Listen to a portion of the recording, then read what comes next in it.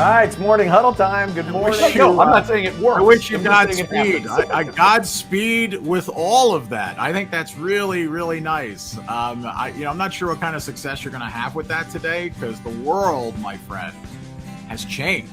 Right. Latin American construction workers, they have different needs.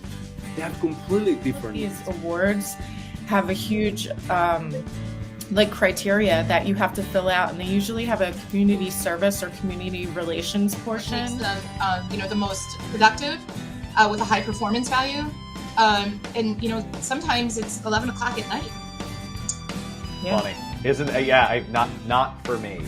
Not for me. At 11 o'clock, I am guaranteed to be snoring. So.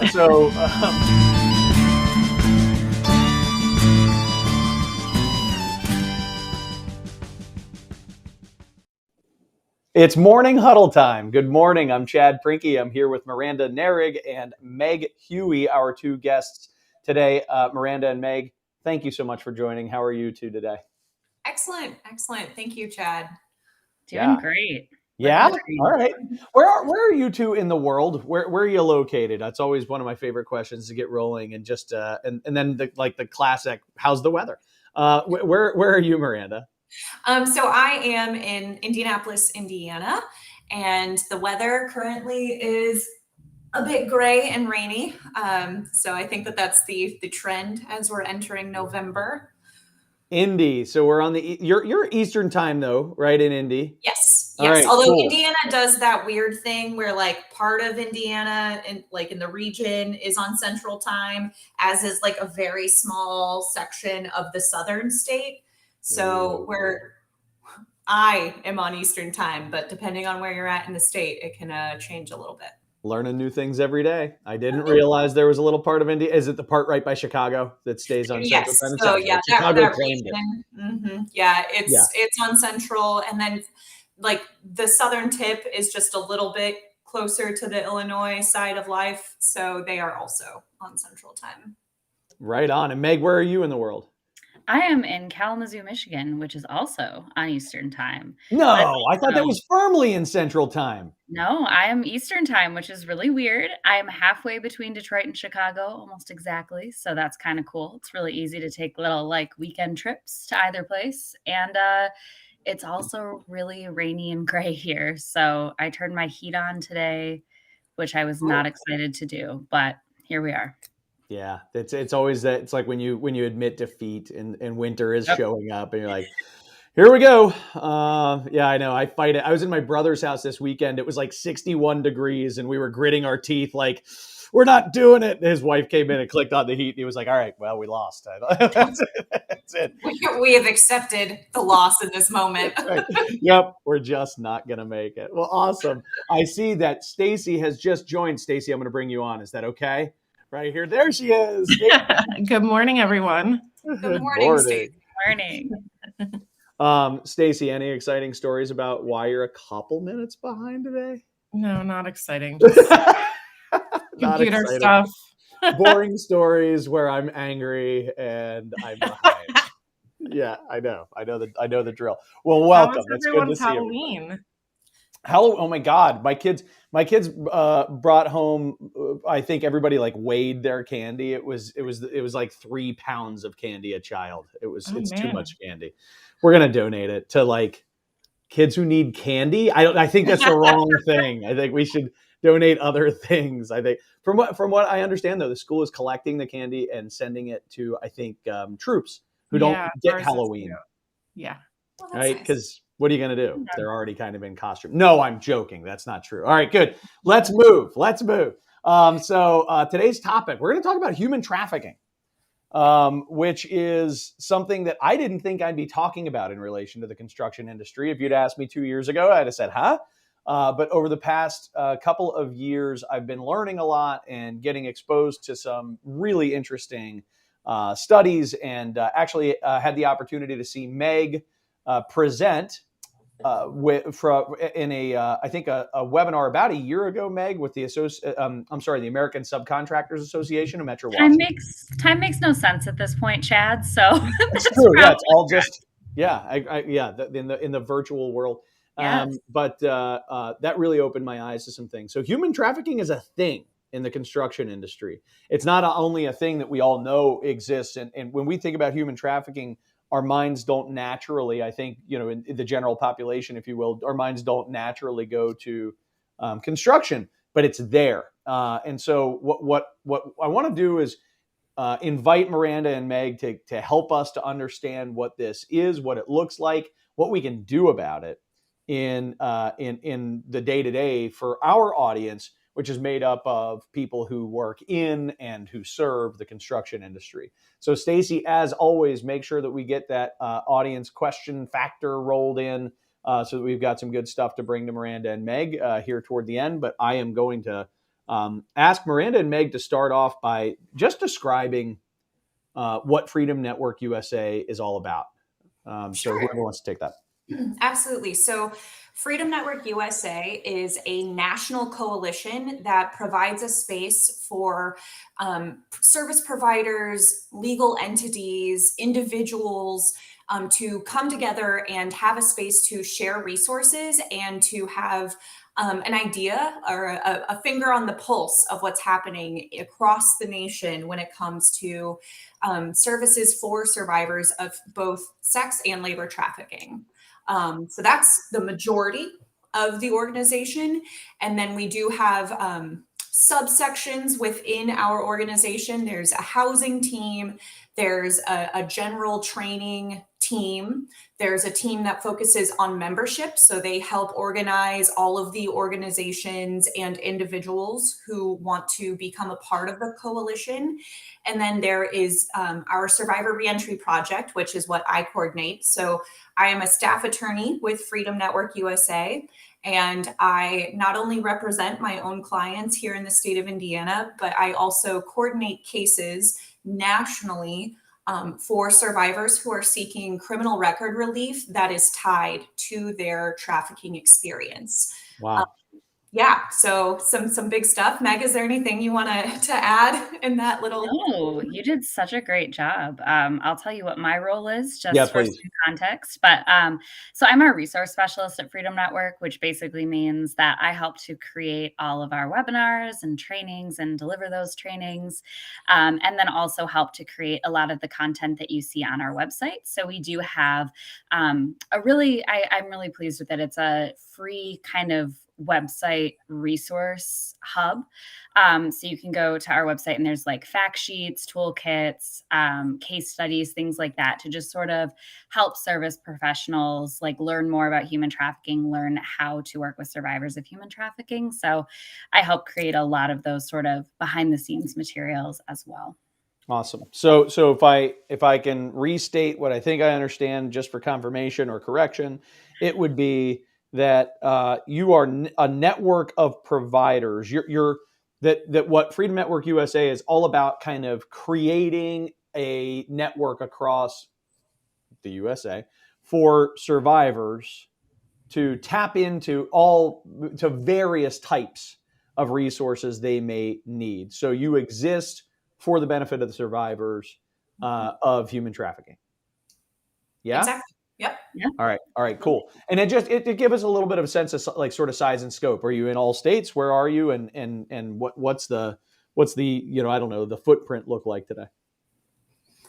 So we have over 90 members, I want to say, and that includes organizations and individuals. From my understanding, as of right now, we're in most of the continental USA.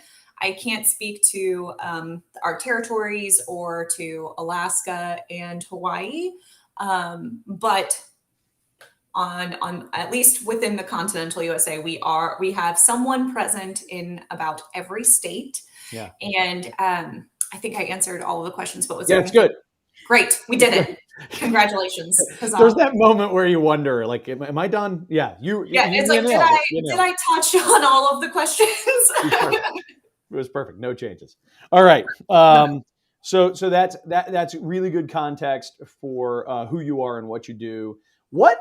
So what is human trafficking? Kind of, provide that definition for the group, and then just in its purest form. And then maybe what we can do is talk about how that specifically manifests in the construction industry.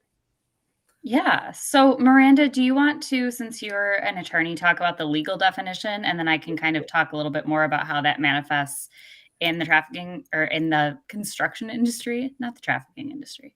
Absolutely. So I will read verbatim the federal law for human trafficking. So, federal law defines a severe form of trafficking in persons as, and then there are two definitions, right? So, there's sex trafficking, which is the recruitment, harboring, transportation, provision, obtaining, patronizing, or soliciting of a person for the purpose of a commercial sex act, which is induced by force, fraud, or coercion, or in which the person induced to perform such act has not attained 18 years of age. So basically, with either, well, let me finish labor trafficking and then I'll break it down a little bit more. So with labor trafficking, it is again the recruitment, harboring, transportation, provision, or obtaining of a person for labor or services through the use of force, fraud, or coercion for the purpose of subjection to involuntary servitude, peonage, debt bondage, or slavery.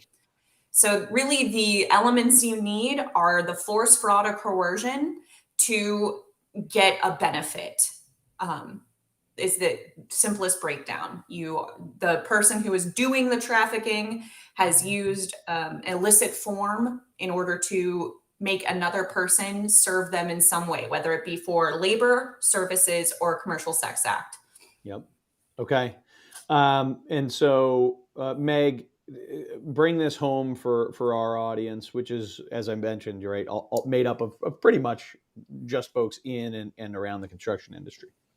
Yeah. So, what we're really tending to see in the construction industry is labor trafficking manifesting. So, essentially, somebody being forced to perform some type of work, in this case, some type of construction work. Oftentimes, we're seeing, folks from other countries who may be undocumented folks who may have been smuggled into the country, being forced to do construction work. Sometimes they may not be, getting the full wage that they were promised. Sometimes they may be working very dangerous jobs without proper safety equipment or without access to medical care if something happens. Sometimes we've seen folks being kind of forced to live on one particular site altogether without the ability to leave. There's just always some type of fraud happening or force happening or coercion happening. So again, we may see that as something called debt bondage, where somebody believes that they owe some type of debt to the folks that they're working for and they have to work till it's paid off. We sometimes see folks having, their documents taken by the people in charge and telling them they have to work for, their documents to be returned to them, things like that. We're seeing that a lot of the time undocumented folks are being trafficked in the construction industry because it may be easier to employ them because you don't have to jump through all the hoops of legal employment. And it also may be easier to exploit them simply because they either do not know their rights in the United States or they're fearful of law enforcement because they don't have that documentation that might protect them in the country. So that's a very quick breakdown of some things we've seen manifesting in the construction industry, but certainly not a full list or breakdown. Fantastic. I mean, not fantastic, but a really good description, right? And so help me or help our audience to understand. Well, first off, this isn't just in the construction industry, right? This is in terms of as we focus on labor trafficking. It's not just in the construction industry. Where else would we see this? Yeah, so really, we can see this anywhere that people are and that jobs exist, essentially. So there's a huge kind of scope of where labor trafficking can happen, anywhere from things like domestic work within someone's house to, obviously the construction industry, to every industry in between, essentially anywhere that people work and there's the ability to exploit them, we can see labor trafficking happen. I don't know if you want to add anything to that too, Miranda, of anything you've seen. Yeah, I was just going to say that like some big things to think about are where there's not as much regulation in terms of the labor force. So the restaurant industry, construction, obviously, as we're here, and then the domestic labor side of things, because you need a big workforce, right? Or like the hotel industry, you need a big workforce in order to get things done. And in order to do that, you sometimes use under the table means, right, in order to pay, or make sure that you're getting access to the laborers. Another would be our farming industry, agricultural industries, where again, you need a big workforce, and you might need it seasonally, or you by any means necessary, you are trying to get the work done, and there's very little oversight, which makes it easier to exploit and then take advantage of the folks. Yeah. Okay. That makes sense. So that it paints a good picture. Unregulated labor force, large numbers of people needed. And man, I have so many feelings about this topic. But one of the things that I really want to make sure that the two of you have the opportunity to talk about to our audience, because it is that how do we spot it? How do we identify it when it's going on? And then ultimately, what do we do about it? But let's start with how do we spot it? What does it look like when it's going on? And I'll do you because when we were talking about this in preparation, the two of you were like, it's super important that we have a disclaimer on the front side of this, that what we don't want to be doing is going and sort of imagining into creation, trafficking where trafficking isn't occurring.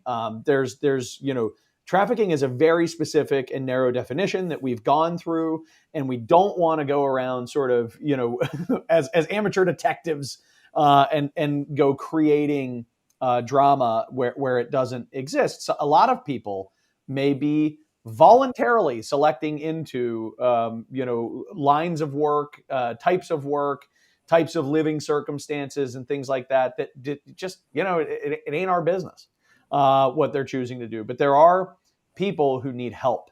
And so I don't know if I did your disclaimer for you. Feel free to build on that disclaimer, but I want to make sure that we hit that clearly before we start talking about how to identify it, how to spot it. Yeah, Can I hop up real quick, Meg? Yeah, Sorry. Miranda, Here comes the lawyer. Yeah, no, of course. I mean, if my job is, I am who I am, Chad. Okay. I know. All right. So, excellent disclaimer. The only things I wanted to just add on in terms of, so when we're being careful about not conflating trafficking with something else. So a big one would be smuggling. They're not the same. Smuggling is a voluntary agreement for someone to be moved across the border illegally. And once the border is crossed, relationship is done. And the person being moved is not necessarily forced to do anything. Smuggling, right. Not trafficking. And I think that there is that misconception that trafficking is taken, right? And we all are Liam Neeson with a certain set of skills trying to save our daughters. That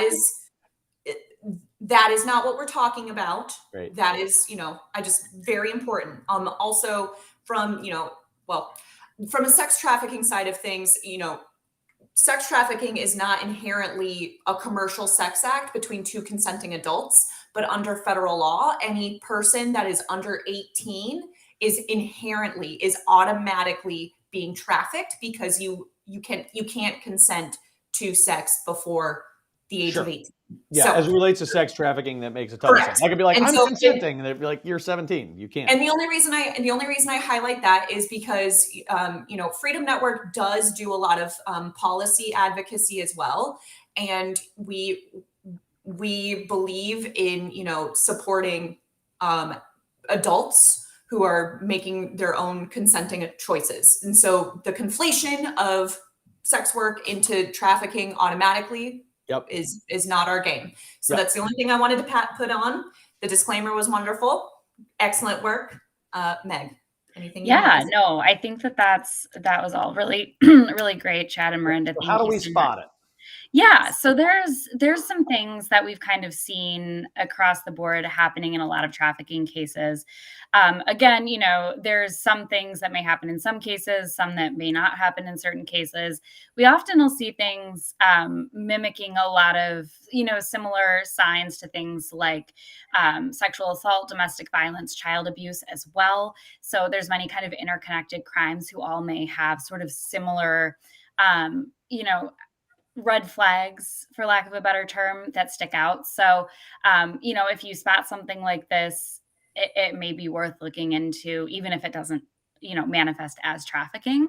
But some things that are more specifically often trafficking related are things like people not having access to their own legal documents, particularly if they are folks who are undocumented, if they have any piece of identification, if that is held from them and they're not able to kind of prove who they are, that's often a sign that something's not right. Because, of course, you're not going to be able to do anything else if you don't have your identity, right? We also see oftentimes, like if people, similar to other crimes that I just mentioned, people having unexplained injuries. So, in the context of the construction industry, that may be people having injuries like concussions, foot crushing injuries, broken bones that haven't been treated, things that really should have been prevented by proper safety equipment. They may not have access to those things either because they are treated as sort of a disposable piece of property, essentially. They may not have access to go to healthcare because, of course, either they don't have insurance or the person or industry trafficking them doesn't want them to go to healthcare because they don't want to be found out. We also, a huge thing that we often see in labor trafficking in particular, again, is people not getting paid at all. Maybe they're getting paid far less than they were promised.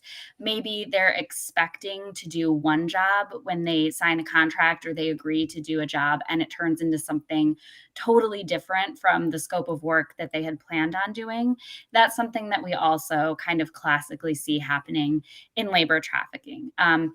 That either confiscation of money or not paying people is really to kind of keep people being trafficked, right? Like if you, again, don't have access to your money, don't have access to documents, there's no way that really you're going to be able to like escape that situation, provide for yourself or your family, do something else, like get your own place to live, things like that. So again, those kind of control tactics are really something that we're seeing often in labor trafficking, as well as fear being instilled in folks, particularly those folks who are immigrant workers or undocumented immigrant workers, being told that, the police are going to be called on them if they don't comply with what the trafficker wants, or that they're going to be deported, or that their family is going to be harmed back in their home country if they do not do what the trafficker wants. Again, American citizens can also be trafficked in the construction industry as well. But again, we more commonly are seeing our undocumented folks and our folks who have other vulnerabilities being our trafficking survivors. Yep. That's an extremely useful description. And as you describe it, I can picture it. I'm betting that there are people in our audience who are who actually have that picture in their mind right now, maybe have even helped someone like that to navigate a situation like this. So that begs the question: what do we do? What do we do when that happens? When we identify those red flags, what should we do? Especially when we're not in a position to fix it ourselves, right? Was it that the person they're not our employer or our employee? We can't just be like, oh, I'm sorry, I'm going to stop doing that to you, right? What do you do? Right. If you're just a do-gooder, right? A person who's trying to do good. So I think that first and foremost is knowing not only like some of the red flags that Meg mentioned, but also an important element here throughout is safety for yourself and safety for these workers who you think might be experiencing this victimization, right? And so my recommendation would be if you're able to have a conversation, and ask some open-ended questions. Like if you're getting the sense of, if you see someone who's injured, or if you see someone, like if you're seeing a group of laborers being brought to the work site and then being taken away from the work site together, and there's very little freedom in their movement. You know, you can ask some open-ended questions about, you know, how their day-to-day is going, how, you know, what their experience is, and, you know, what their expectation of the job was versus what they're doing on the site. And that can give you some ideas about what their experience is. I think another important element here is to know your rights as the employee and their rights, right? So I'm not saying you have to memorize every single legal remedy, every single right, but having a basic understanding of your rights as an employee or an independent contractor, laborer on a site allows you to know what the rights of those around you are. And you can communicate those rights to your fellow laborers, because we all should know what our rights are as the people who are working on the job site. And if you know the local legal services that are available to you. So in Indiana, for example, we have a legal services agency called Indiana Legal Services, and they have a specific subsection that focuses on connecting with non-citizen immigrant workers and making sure that they know their rights. And if they feel their rights have been violated, they have the contact information for the legal services so that they can see what remedies are available to them.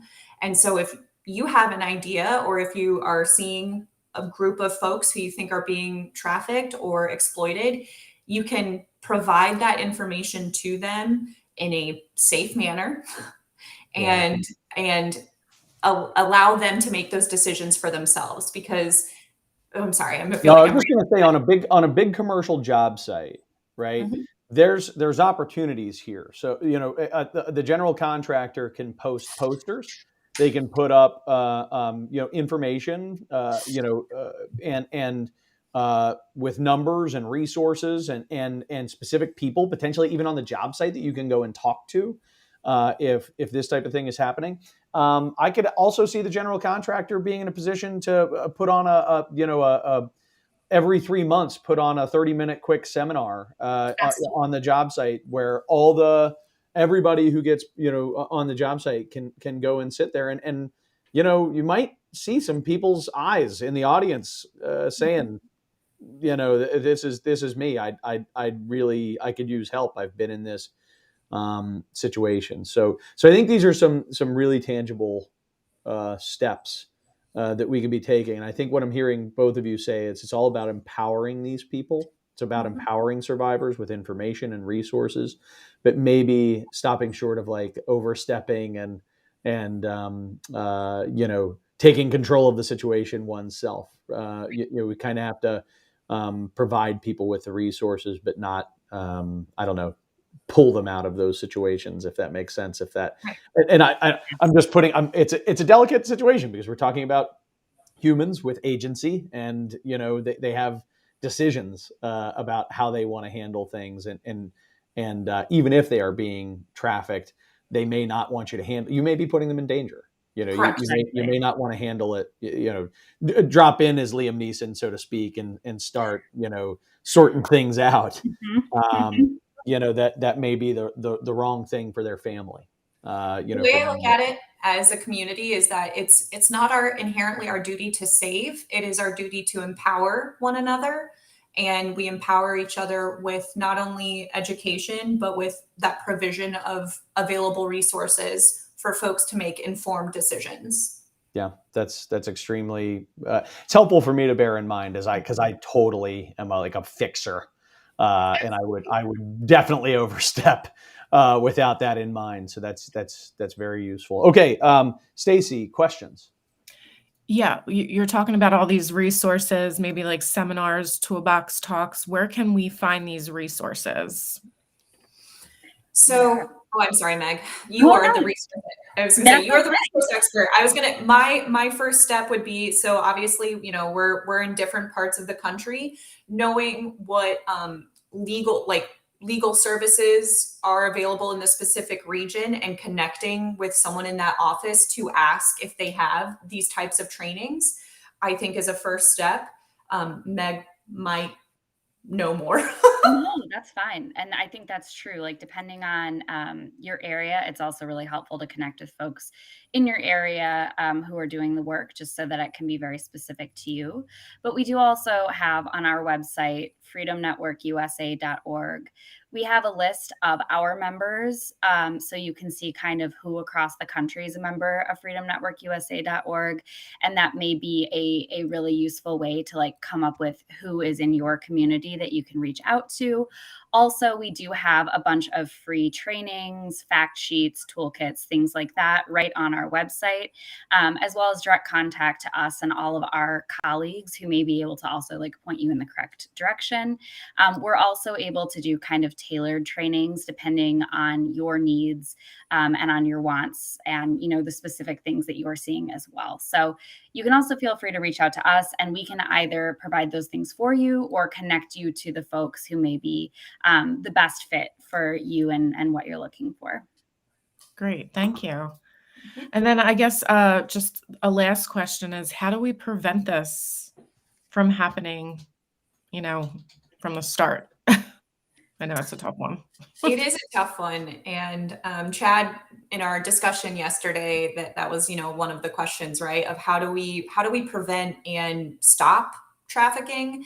And people ask me this a lot as an attorney who works in this area, and my answer is always the same and isn't inherently one that is satisfying, because it's really participating in community in a way that eliminates these vulnerabilities, right? So believing and advocating for policy changes that change how non-citizen workers are provided the documents and safety they're needed to stay here and work and not be vulnerable to exploitation is a big one, right? Specifically in labor trafficking.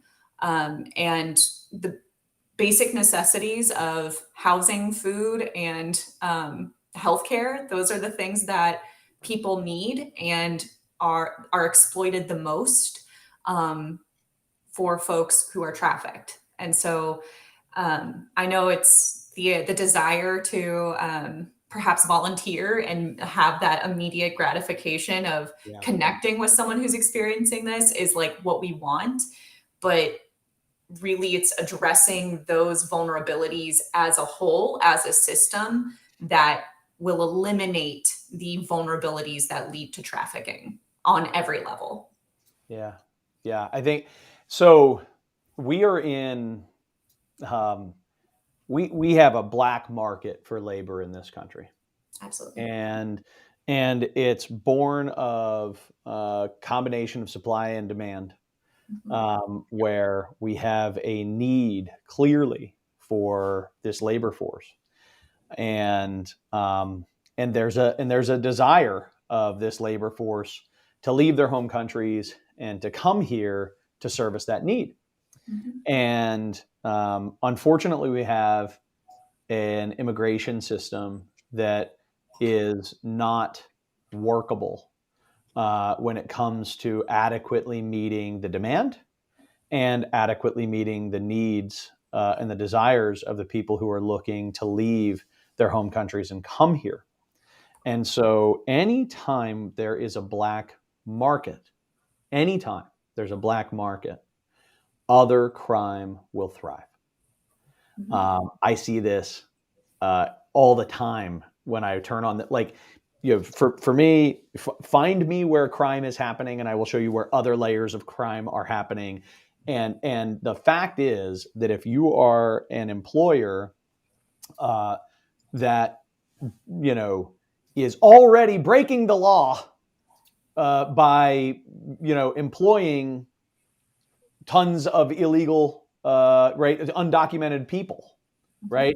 If that's already against the law, the line between breaking the next law and the next law and the next law, it's flimsy, and certainly not all of these employers are that way, but enough are, and so at the end of the day, you can be angry all you want about people pouring over the borders, right? You could be angry about are loose borders and people getting like you that can upset you, but inhumanity is never okay. I don't care. At the end, so either pack them up, ship them back, or start treating them like humans, because they are. Mm-hmm. Yeah. But only one of those two things is okay.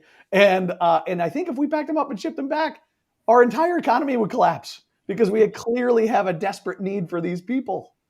So what we really need to do, I think, when you asked that question, Stacy, what we really need to do is we need to make massive overhauls to our immigration policies that eliminate black markets for labor, and acknowledge it's possible to have a black and acknowledge that we're inherently dependent on the workforce. Like, I mean, I think that's the reality. And for I guess a more tangible result also would be education. Educating yourself and those around you about, again, those remedies and your rights, because these are rights that are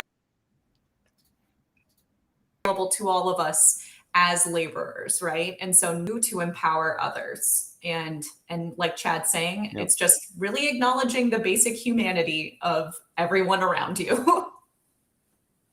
Yeah. Can we get to Kaylee's question real quick? Because I think it's a good one. She was just asking, is there any reporting processes, or, if there's a way to anonymously report, when you see this kind of thing, how does that work? There is the National Trafficking Hotline. That is typically where I would direct folks. Meg, were you going to say something specific? No, that's exactly what I would say. Basically, we would not recommend, as Freedom Network, like doing direct reports necessarily to law enforcement or to anybody like that, only because that could really endanger people who may already be in dangerous situations, particularly if they are undocumented or they have another vulnerability there. So absolutely, I would say you can feel free to report that to the National Human Trafficking Hotline as just a way for people to know that something's going on. Just as a side note with the human trafficking hotline, those are just reported cases, not substantiated cases that are necessarily things that have actually been found to be trafficking. So whenever you view like stats on human trafficking, like keep that in mind. Those are just things that people think they've seen, but have not necessarily come to fruition, or have not necessarily actually been trafficking, just may have had some of the signs or symptoms of it. But reporting there's a really great start, because it lets folks know that there's something going on in a particular area. I would also identify, like within your workplace, if there's somebody in a position of authority who feels like there's someone trustworthy that you can talk to. I would not out the specific person that you think may be trafficked or experiencing vulnerabilities, again, because that may be dangerous for them. But just if there is somebody that you feel is a safe person for you to share, that you think that something might be going on your work site or workplace, that may also be another way for someone else to also kind of examine the culture and what's going on in your workplace. Awesome. Okay, great. Thank you. Miranda, Meg, thank you so much for coming on and helping us through this topic.